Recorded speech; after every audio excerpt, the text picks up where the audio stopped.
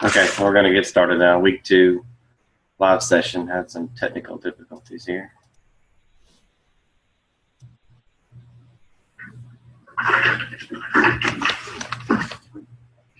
First, let's talk about the week 2 discussion question. We're going to go over it real quick. Police use of force is a hot topic. What should an officer do when confronted with a traffic violator he refuses to sign a citation? The officer may arrest on the spot or let the violator go and get a warrant. What would you do? I can tell you what we would do in Florida, all Florida agency-based law enforcement, because in Florida, it used to be against the law, a criminal offense, to refuse to sign a citation. If they refuse to sign a citation, it's automatic trip to jail. There's no discretion.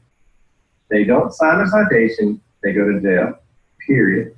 They have recently changed that in the past few years, saying, well, we don't need his actual signature on the citation. That really doesn't mean anything.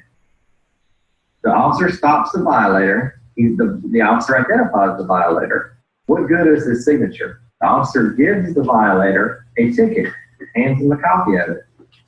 They don't have to sign it. He's been summoned. He's been given the ticket. His opportunity to protest that ticket in court will be given to him at a later date. On the tickets in Florida, you have 3 options. Pay the fine and go to school, have the points taken off your license, or protest the ticket in court. Now, I've read through some of y'all's, or all of your discussion questions. And everybody's had an issue at one point or another, whether an officer was justified to make a traffic stop. Law enforcement has to have probable cause in order to stop a vehicle. Now, whether a tag light works or it doesn't is not the issue. The tag light in Florida has to be illuminated by so many feet.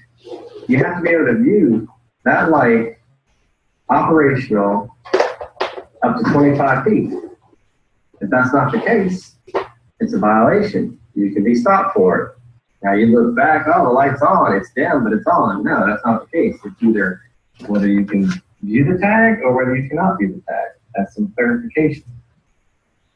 An officer is not going to stop you for no reason. It's going to have to be, it should be, a violation of some type of traffic law. With that being said, to get a warrant is not something that we're going to do later on, especially in Florida. If we can arrest somebody right then and there, we're going to arrest them. If it's something debatable or for, I don't know, maybe it needs to be sent to the state attorney's office for review, then we're going to send it to the state for review.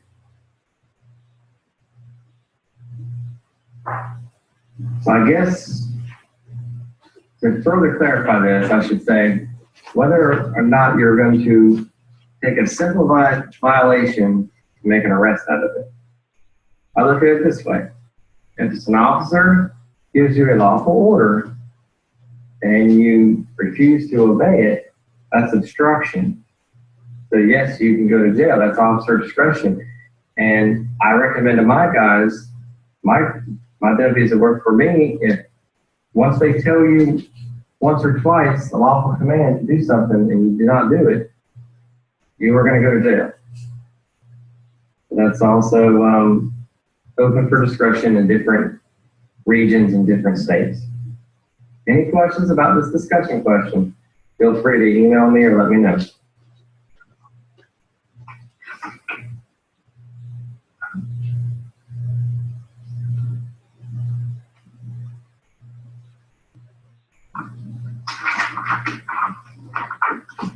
The personal side of policing. This is chapter 4, page 99. Becoming a police officer. Finding information on jobs in policing. First things first, advertising, human resource departments, the internet, word of mouth or internet programs. Standards in police selection, physical requirements, height and weight, vision, whether you smoke, non-smoker, age requirements. Age requirements, usually you gotta be 21 years of age to probably right around 40 is usually the, I'd say, standard. Education requirements. prior drug history is a big thing, especially with our agency. And criminal record restrictions, obviously you cannot be a law enforcement officer have a criminal background. The recruitment process, effort to attract the best people to apply for position. They recruited high schools, colleges, minority areas, church gatherings, career exhibitions, trade shows, athletic events, anywhere you can get and find good quality applicants.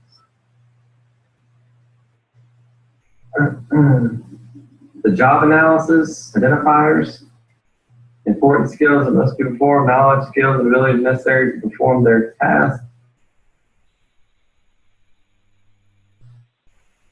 Move down to the selection process. It's lengthy. It could take up to several months. There's a series of examinations, interviews, and investigative steps. Must show the good characteristics of good police officers, mature intelligence, emotional intelligence, written entrance exam, physical agility test. A lot of agencies implement a physical agility test, polygraph examinations, almost mandatory for all agencies, oral interview, background investigation, psychological, and medical exam. That's the process of hiring. Now, once you're in training, the training process is the police academy. It provides the most formal training, and in Florida, I believe it's about 7 or 8 months long. Once you complete the police academy, there is a Florida standardized exam that you must pass in order to get a job in law enforcement. Once you successfully pass that state exam, you can get hired by an agency, and then you enter the field training program, which is on-the-job training. Training is provided by selected patrol officers designed to supplement theory taught at academy with reality on the street. So basically, put everything you learn in the academy, put to work on the street. You have all firearms training. You also have firearms training yearly with your agency. But you'll go through another firearms examination upon being hired. Then you'll have a probation period. Once you get trained and pass FDO, and pass your firearms and all your high liability stuff, then you'll go into probation. And you're on probation can last from 6 months to 1 year. The personal side of law enforcement. I'll go into chapter 5. The police role, concepts of what the police do, crime fighting, maintain order.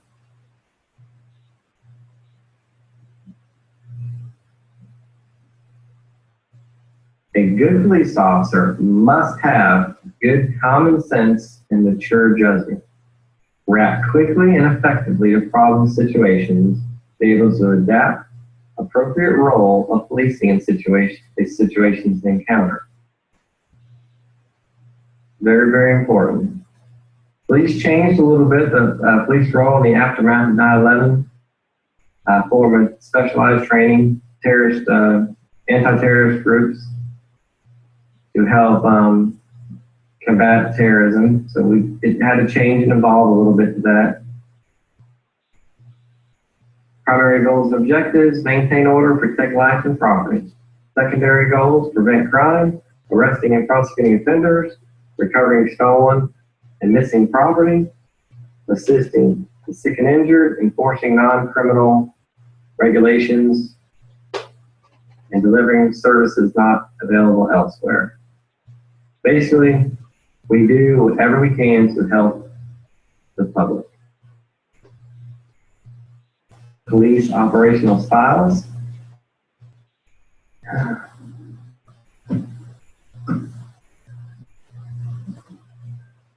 Let's skip over that.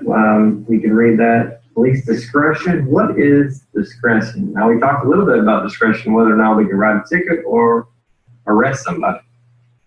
The freedom to act or decide a matter on one's own, ability of a choice of options or actions one can take in a situation.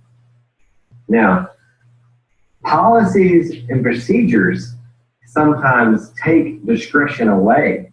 So if your agency has in-depth, detailed policies and procedures like mine does, it takes a lot of discretion away. So if I pull over an individual for DUI and I suspect that he's been drinking and he fails the roadside sobriety exercises, well, per my policies and procedures of my agency, I do not have discretion to let that individual go and to call and have him get a ride and somebody pick him up. There is no discretion. Per my policies and procedures, if he is not able to drive or operate that motor vehicle, he goes to jail. He is charged with DUI, period. There is no discretion. Another thing there's no discretion in is domestic violence. Once we respond to a call, it's domestic violence related, and we establish probable cause or a primary aggressor, there is no other option. They could sign a waiver of prosecution because I don't want nothing done. The victim would say, please don't, I don't want anything done. Don't take him to jail. I'll go somewhere else. No, that's not the case. Our policies and procedures tell us, no, if you can identify a primary aggressor and you have probable cause for an arrest, you will arrest. So it takes away some of the discretion.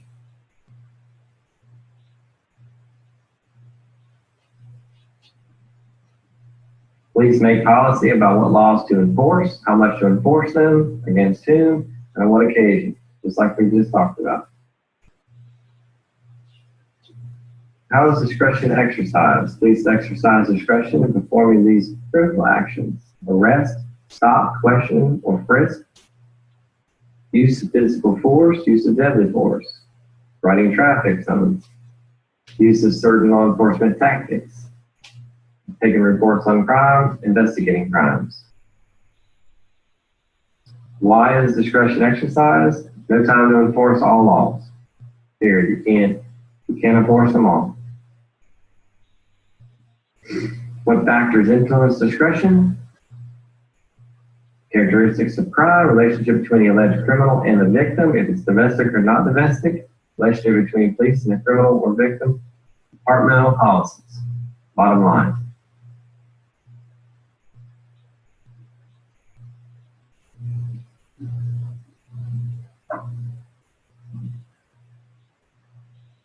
I'm going to skip through some of this.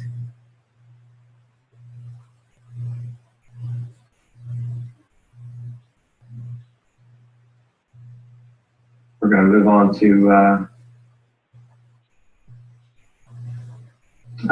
use of less than lethal force.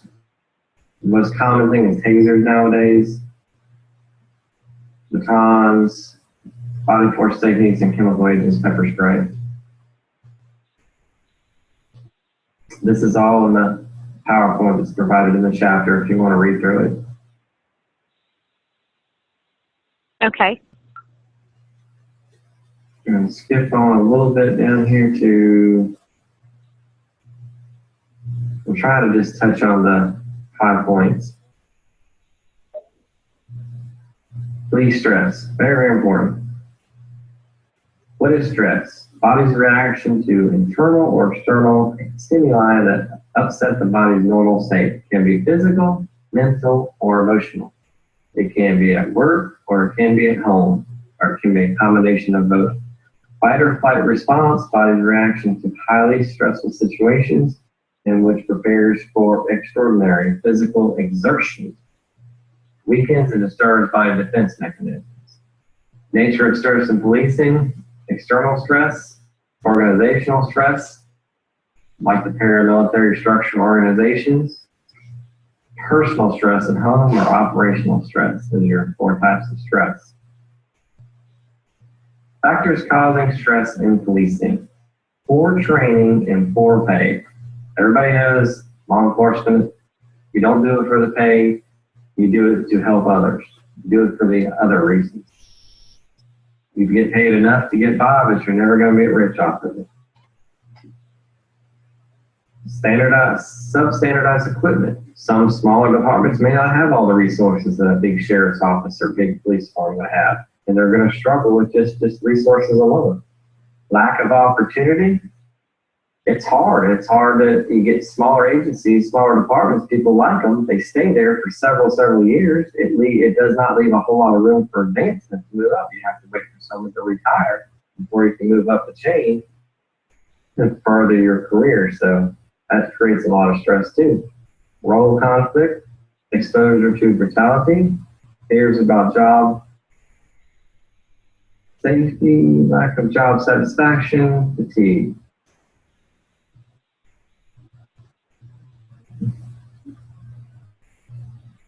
Alcoholism and other substance abuse problems, marital problems, post-traumatic stress disorder, heart attacks, ulcers, weight gain, and other health problems, and suicide. Those are all the effects of stress on police.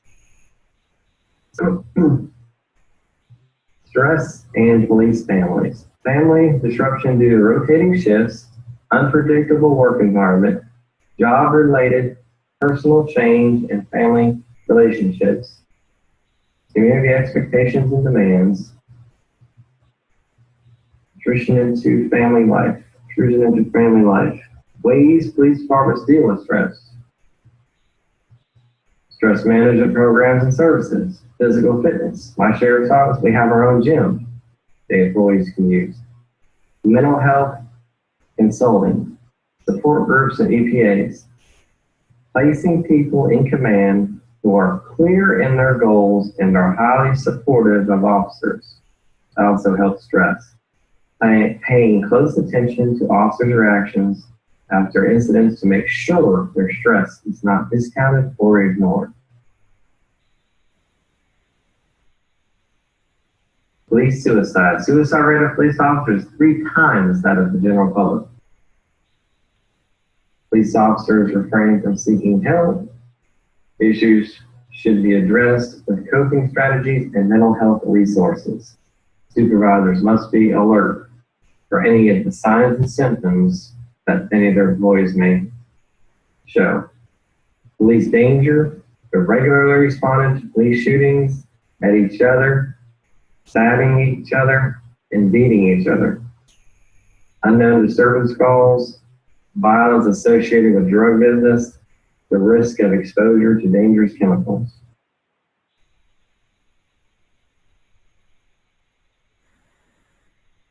Officers killed in the line of duty. 2008, 109 state and local law enforcement officers were killed or accidentally killed in the line of duty. National Law Enforcement Officers Memorial in Washington, D.C. established to recognize ultimate sacrifice of police officers killed in the line of duty. Officers assaulted in the line of duty. 2008, more than 59,000 assaulted against state and local police officers. Assault rate of 11.3 per 100 sworn officers. About 26.1% of officers were injured. About 32% were responding to disturbance calls. 15% were attempting arrests. 12% were handling prisoners.